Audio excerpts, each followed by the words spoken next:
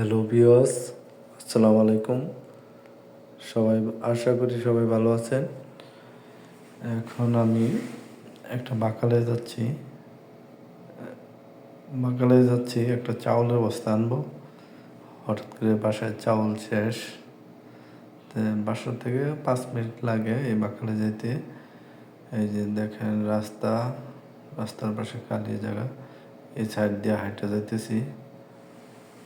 এই বাকালায় প্রচুর রৌদ্র যারে কয়, তাকানো যায় না, এত তাপমাত্রা, অনেক তাপমাত্রা। এই বালুর উপর দিয়ে হাঁটে গেলে পা গরম হয়ে যায়। এই বালুগুলো এত হিট হয়ে আছে।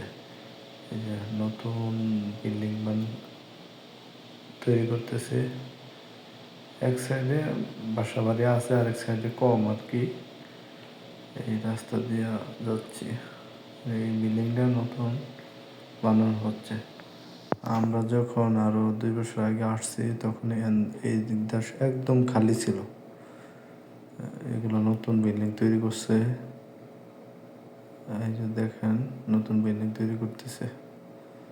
এই এলাকাটা নতুন শহর হচ্ছে আর কি।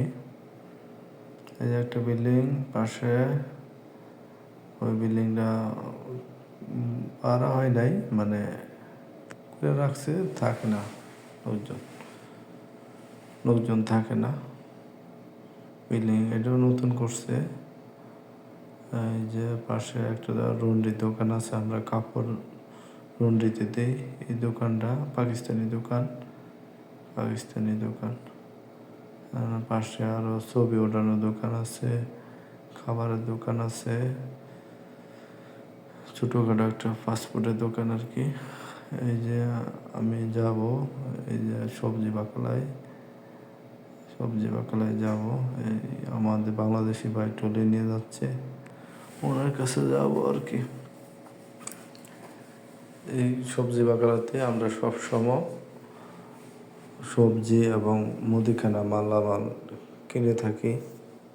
প্রতি সপ্তাহে বাজার এবং ডেলি কোনো বাজার লাগলে এখান থেকে সব কিছুই নিয়ে আর কি, সব কিছু নিয়ে থাকি। সব কিছু পাওয়া যায়, মোটামুটি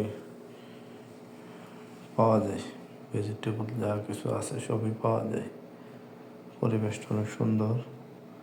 আর এখানে আমাদের বাংলাদেশি লোকজন কাজ করে এই জায়গায়। বাংলাদেশি লোকজন, ওদের ব্যবহার অনেক ভালো। এই যে এক দেশি আমার ইশারা করলো, কেমন আছেন। এই যে ফল টল সব কিছুই আছে এখানে। এই যে ওই পাশে মুদিখানা সব মালামাল আছে। এই সাইড দিয়া যত মুদিখানা মালামাল আছে সব আছে, দেখেন।